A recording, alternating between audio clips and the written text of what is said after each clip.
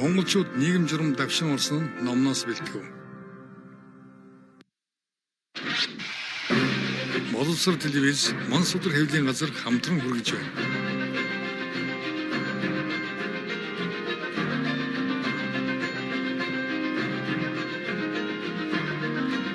Хоёрдугаар зуун бол Монголын түүхэнд олон томоохон үйл явдал өрнөсөн зуун. Энэхүү нэвтрүүлэг нь 1924-өөс 1959 он хүртэл монголчууд социализмын хэмээн нэрлэгдэж суурин иргэншил амьдралд хүч төрөн орж ирсэн нүүдэлчин ард түмэн хувьсан өөрчлөгдөх эхлэл тавигдсан чухал үеийн нийгмийн байдлыг өгүүлэх болно.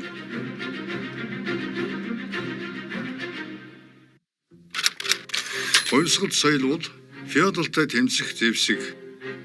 Нэвтрүүлгийн энэ дугаард соёлын гэгэрүүлэх байгууллагууд болоод сонин Аражагийн үүс хөгжлийн талаар өгүүлнэ.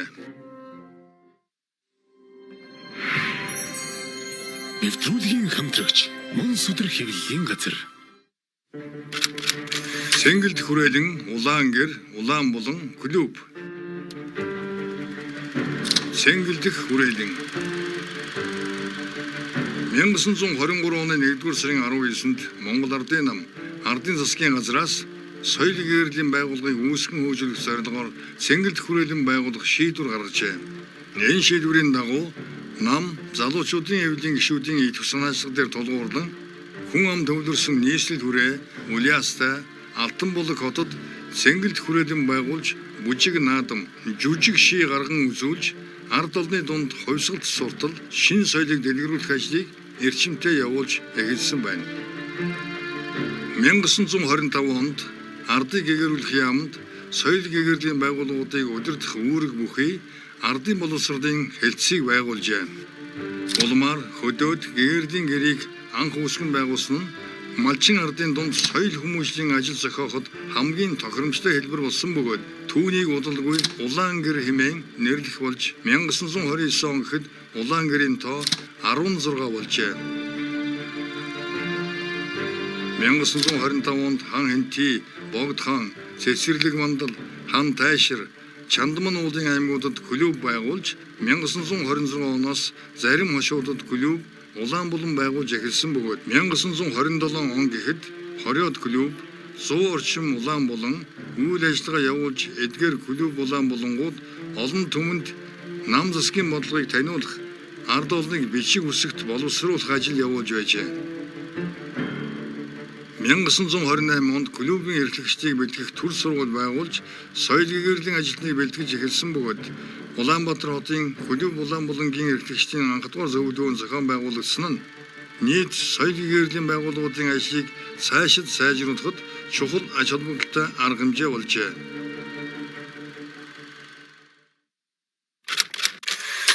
Үлгэр жишээ клуб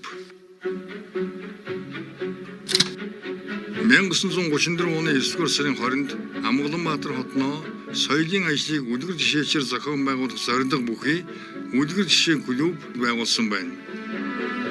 Мөн оны 11-р сард Улаанбаатар хотын соёл гэгэрлийн ажилтны зөвлөгөөн болж клубын үйл ажиллагааг сайжруулахын тулд клубүүдийг ардын гэгэрүүлэх яам, улсын төв театр, хотын захиргааны мэдэлд хуваарлан өгчээ.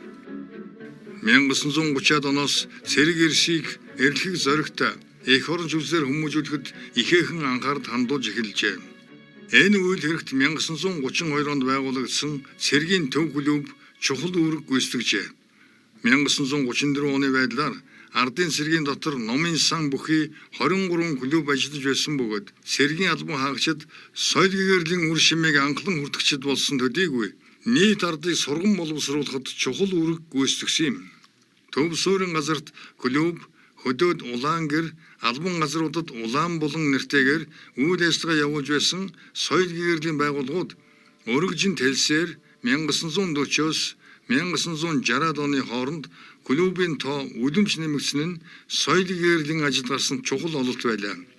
1941 онд 16 байсан клубын тоо 1960 он гэхэд 86 болж энэ үеэс сумдад клуб байгуулах ажил эрчимжиж эхэлжээ.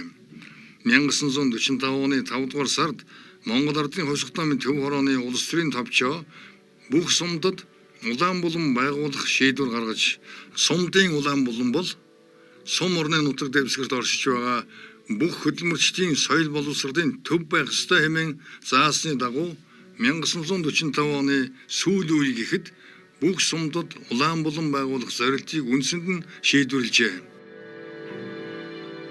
1941 онд улсын хэмжээнд 140 улаан булан ажиллаж байсан бол 1945 онд 303, 1960 онд 545 болсон байна.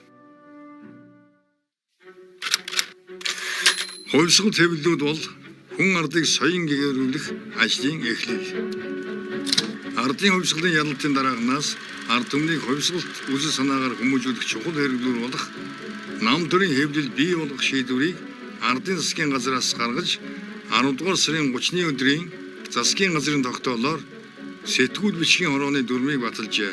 Үемен самунд сүйдсэн Орос Монгол хэвлэлийн хороог сэргэн засварласнаас гадна эрхүү хотод ажиллаж байсан нүүдийн жижиг хэвлэх үйлдвэрийг нийслэл хүрээнд авчирч богдхаант Монгол улсын гадаад явдлын яамны дэргэд ажиллаж байсан хорголжин барын хэвлэх үйлдвэр, Эрдэнэ Шансудбын яамны мэдлэлд байсан жижиг хэвлэх үйлдвэрүүдийг нэгтгэж 3 машин 7 ажилчнтайгаар хэвлэлийн хороог байгуулжээ. 1924 оны 2 дугаар сараас хэвлэж эхэлсэн намын төв хороо, засгийн газрын төв хэвлэл, ардын эрх сонин 1925 оны 4 дугаар сараас үнэн сонин нэртэйгээр 7 хоног тутам гарах болжээ. Цаашид тогтмол хэвлэлийн тоо олширч намын, цэргийн, шашны, залуучуудын, эмэгтэйчүүдийн, үйлдвэрчний, хүүхдийн, уран зохиолын, хөдөө аж ахуйн гэх мэт олон чиглэлээр төрөлжин хүн ардыг мэдээлэлээр хангах боловсрол мэдлэгийн төвшин дээшлүүлэхэд чухал үүрэг гүйцэтгэх болжээ.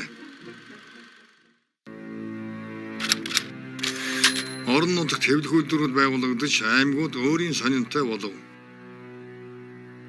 1940-оос 1948 онд бүх аймгийг өөрийн тогтмол хэвлэх үйлдвэртэй болгожээ.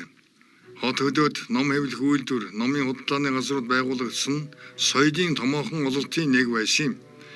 Баян-Өлгийн аймгийн Өркөндиев сонин орон нутгийн хамгийн анхны сонин байсан бол үүнээс хойш Дорнодод Дөл, Өвөр хангайд хөдөлмөрийн төлөө, Сэлэнгэд Сүхбаатарын туг, Төв аймагт анхдугаар 5 жил, Хөвсгөлд эрх чөлөө сонин, 1947 онд Архангай, 1948 онд Дундгав, Баян хонгор, Булган, Хинтийн аймагуд сонин гаргах болж үнэн сонинд сонины той хэмээх шин булан нээж орон нутгийн сонины нийтлүүдийг задлан шинжилж дүгнсэн өгүүлбэрүүдийг гаргах болжээ.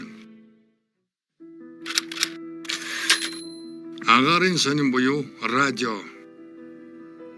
Радиогийн анхны нэвтрүүлэг агаарын мэдээ байгуулах явдал болвоос маш чухал бөгөөд даруй гүйцэтгээс зохих ажил мөн.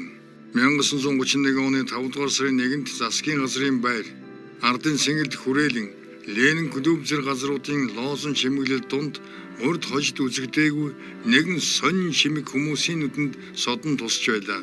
Энэ бол чанга яригч буюу радио цагаан хоолой байсан бөгөөд оройн 19 цагаас тусгай хөтөлбөрөөр Монгол Орос хятад хэлээр сонирхолтой илтгэл яриа дуу хөгжим явуулж эхэлсэн нь Монголын радиогийн анхны туршилтын нэвтрүүлэг болсон байна. Бүгд найрамд Монгол Ард улс, Зөв Толгой улсын засгийн газрын хооронд Монголд радио дэлгэрүүлэн хөгжүүлэх тухай гэрээг 1933 оны 2 дугаар сарын 9-нд байгуулсан бөгөөд радио нэвтрүүлэг нь тэр үед утасны хороо байрдаж байсан байшингаас анх удаа засагдаж эхэлсэн юм. Радиогийн байнгын нэвтрүүлэг эхлэв. Хоёр орны хооронд байгуулсан хэлэлцээрийн дагуу Зөв Толгой улс Улаанбаатар хот болон 13 аймгийн төвд радио станцын барилга байгууламж барьж дуусгасныг 1934 оны 8 дугаар сард засгийн газрын комисс ашиглалтанд хүлээн авч 1934 оны 9 дугаар сарын 1-ний өдөр Монголын радиогийн байнгын нэвтрүүлэг албан ёсоор эхэлсэн байна. Зөвлөлтийн мэргэжлүүдийг дагалдуулан 1933-аас 1934 онд 33 хүнийг цэргийн холбоонд сургаж радио техникийн үндэсний мэргэжилтэнтэй болж эхэлжээ. Анхны жилүүдэд Монголын радиогийн нэвтрүүлэг өглөө 7 цагаас 9 цаг хүртэл 2 цаг явдаг байжээ.